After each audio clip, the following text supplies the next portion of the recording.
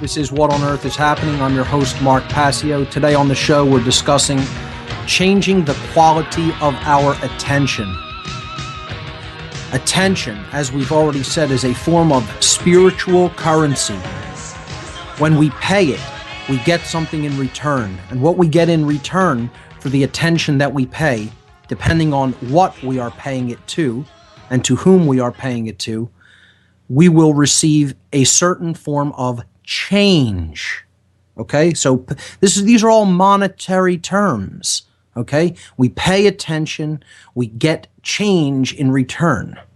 Okay, what kind of change that will be directly related to what or who we paid attention to and incorporated into ourselves and thus changed as a result. So you could understand how imperative it is that we get our mind out of the muck, so to speak, that we get our mind away from the poisonous information stream that is out there, and it is ever present and ever flowing.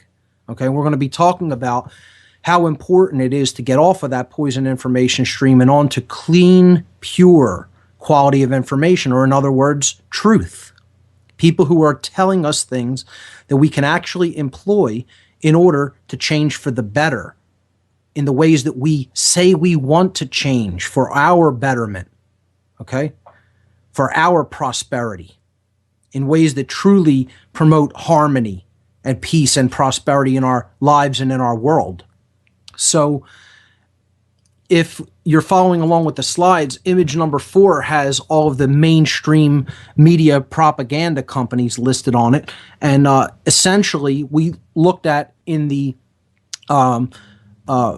control over mass media section many weeks ago, months back even, we saw that these media corporations have basically been completely owned by only a handful of companies for the past 50 or more years. And I think the number was about 6 companies. We looked into who those owners were. There's even a document on the website in that section previously when we looked at mass media, mainstream media, that shows you who these owner conglomerate corporations are. And I'm not even sure if it's even that high now. It might be 5 companies own it all. But it's an ever decreasing number of companies that get to decide what the vast majority of people see and hear on a daily basis, and they're ever centralizing their control over the information. So if you're getting your information from many of these mainstream corporate-owned sources, you can bet it is completely biased. It says nothing negative about the people who own and control them from a financial and monetary perspective, okay? So you're not going to hear anything bad about the government, the military, the pharmaceutical companies, the oil industries. These are the people who actually own mainstream media. So they're not going to allow on their networks and in their papers any negative information about that. Therefore, you're getting a skewed perspective. You're not getting all of the data that is required to make informed, thoughtful decisions that is based on a total picture. You're only going to get parts and pieces of the picture, and even those will be slanted and spun in the ways that the financiers of these media corporations want you to think about it, and the way that they want you to perceive it. So when we look into mainstream media, we see that not only are they steering perception, is it pure perception management, but it is also directly related to worldview poisoning. Okay, we just came off a 3-week look into how to heal a damaged or poisoned worldview in the worldview healing section of the solutions of the way out. Okay, but if you're looking at slide number 5 now, mainstream media always attempts, in acting as the gatekeepers for the true wider perspective that we could gain if we go outside of them, okay? They're always trying to keep us in the box thinking. They want us to think of the world as perpetually dangerous. Stories about death, the whole idea of if it bleeds, it leads are going to be highlighted. Anything that promotes human nature in a negative way, because they are trying to control your worldview. They're trying to get you to think negatively and, most of all, to think fearfully, to keep you in a vibratory state of consciousness governed by fear, which is the dark force, the dark polarity that leads to wanting to control and then ultimately leads to the extermination of freedom and chaos in society, which is where we're rapidly headed if we don't change that worldview by getting off of this poison. Okay? They'll always highlight anything that emphasizes how much they say you need the state. Okay? Anything that, if people are in some sort of chaotic or disorderly form at any given time, okay, they'll always talk about the role that authority needs to play to make that right. They're always teaching poisoned worldview, the worship of authority, that control is good and necessary, okay? And this is all ultimately about one overarching way of seeing the world, and that is in a state of separation. That's the main thing to keep in mind when it comes to the mainstream media. They are trying to focus on keeping your worldview in a state of poisoned aspects of looking at ourselves and others. But most of all, they're trying to keep people in a state of separation, constantly battling against each other. Because in that way, they act as a sort of a steering committee. They act as sort of a sheepdog for the globalist controllers, the occult elite, okay, who are trying to control people. They know that unless they constantly spout fear-based propaganda at them, okay, their worldview would change for the better. So they have to keep people on this poisonous way of looking at the world, okay, in a state of separation. That's the main thing to keep in mind. And if you do that and you stay in that level of fear, you're always going to be easier for a manipulator to manipulate and control, because that state of consciousness makes someone conducive to manipulation. It makes someone conducive to control through fear. All right? So image number 5 shows that the media is always going to highlight crime stories. If it bleeds, it leads journalism. Okay? Always talking about that, the state must control people, bow down and worship authority. Okay? Never question authority. The authorities are your friends, the quote authorities, okay? And it's always going to highlight fear of the unknown, fear of natural disasters. You'll see floods, fires, earthquakes, and they'll harp on these stories forever, okay, to keep people in that panic mode, in that fight or flight modality of consciousness. So I want to read a brief quote by the artist and philosopher Ian Williams Goddard, who I'm going to read another quote from later in the show. He said regarding the media, "The road to human freedom questions authority. The road to serfdom obeys authority without question. Dropping any pretense of independent investigation, the major media obey and relay the word of governmental authorities without question. The road that the major media would lead us upon is quite clear. It is the road to serfdom." With that, we'll be right back after these words. Don't go anywhere. More on. We were looking at image number 5 on the What on Earth is Happening radio show page underneath the player images for today's show. We were talking about all of the ways that mainstream media negatively influences the human consciousness. It paints an incomplete picture, which lacks unity. And this is, of course, done because they are corporate owned. It promotes ego identification. through constantly highlighting separation. This ultimately creates a scattered, schizophrenic worldview driven by fear.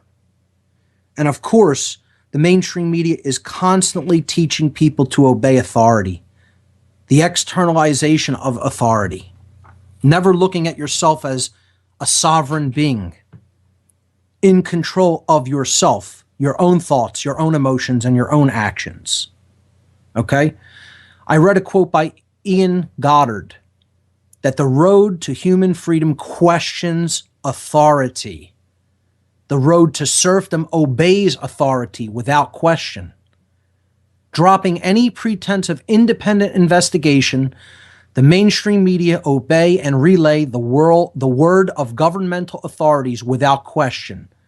The road the major media would lead us upon is quite clear. It is the road to serfdom, to enslavement. So we have to disconnect from this poison stream, because if it's not one that is highlighting all of the fear and all of the separation, as we see in slide number 6, they're going to feed you mindless forms of amusement and entertainment. Just pure nonsense that is completely unimportant. Okay, if you like sports and you enjoy being an athlete, wonderful. I'm not completely saying that sports are evil in any way. Okay? I'm also not saying don't enjoy a movie every now and again. Yes, it's a form of art. And allegorical movies, allegorical fictions can be wonderful ways of looking into the world, seeing how art imitates life.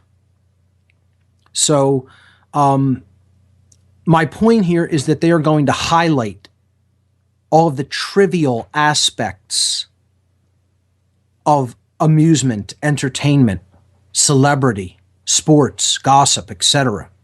And this is done for a reason. It is to keep the mind entertained, to keep us amused. There's a reason for that.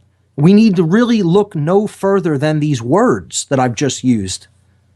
I constantly talk about the power in language and the meanings of words. I mean, just look at the word amusement. The word amusement, if we break it down into its constituent elements and then do an etymology on it, it's amazing what you'll find.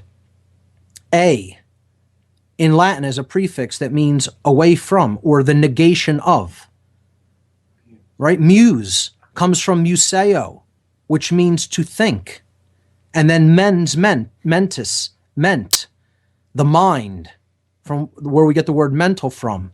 So it's to take the mind away from thinking. That's exactly what the word amusement means. The word entertainment, the etymology of the word entertainment. People would be fascinated to understand that. Inter in Latin means during or while. Tain is derived from teneo tenere, which means to hold or to keep. And then mens, mentis again, mente, mind. So it is to hold the mind during or while something is taking place. Well, they're holding your mind. That's what entertainment is about. They're holding your mind while something else is going on. And that something else is not for your betterment, I can assure you. We need to get our mind away from wanting to constantly be amused and entertained, because these are holding it in states of not thinking, not critically thinking for ourselves about the events that are taking place all around us, or even more fundamentally than that, about what's really going on inside of each one of us, paying attention to what's taking place within the psyche, within the self.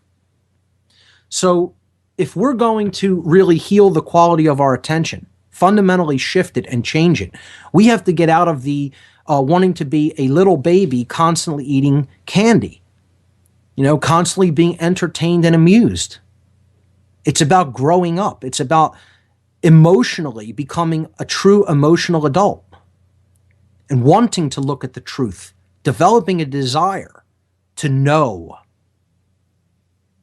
not to have ill-formed opinions, but to eclectically take in information from a wide variety of sources, filter it, analyze it, and understand it so that it can be truly employed and used for the betterment of humanity. So that's all I'll say about the media focusing on forms of entertainment, amusement, celebrity worship, etc. It's all just there to hold the mind in thrall, because that's ultimately what this all comes down to, as we see in images number 7 and 8. It's about holding the mind in a state of fear and depression, of hypnosis. Okay? Because that's what the media does. It's a bombardment of information to keep you underneath the rubble, so to speak. Okay? It's a barrage.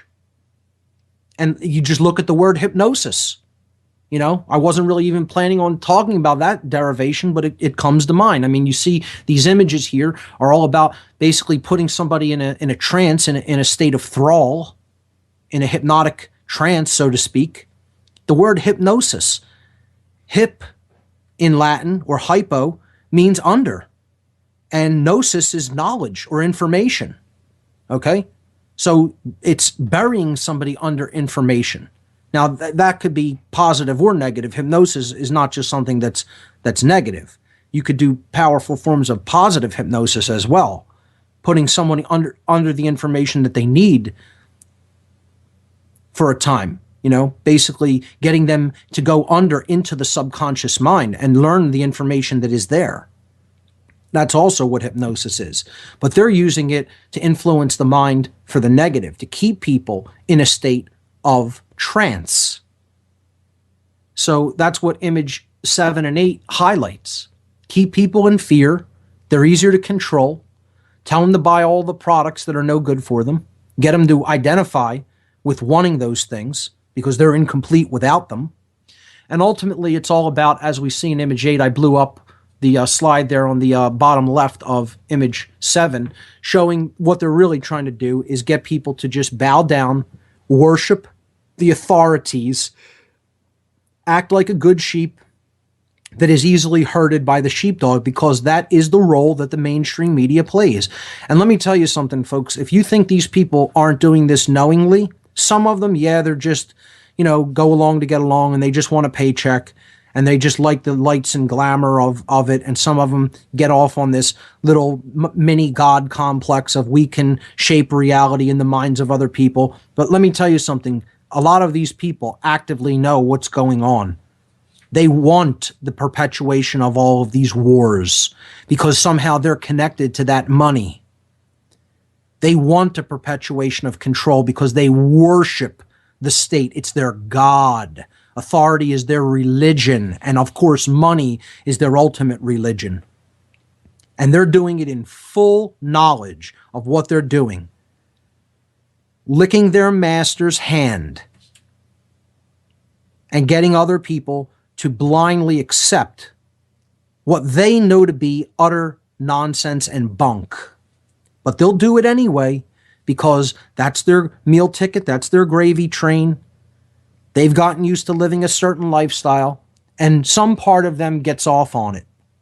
They love that they're acting as a form of a controller themselves. And as long as they can get that little petty power trip, that's the only thing they derive any pleasure or enjoyment from in their lives, because ultimately the people who work as part of these major institutions known as the media, as we talked about on the show last time, have no true self-respect and they have no true self-love. Ultimately, they hate themselves.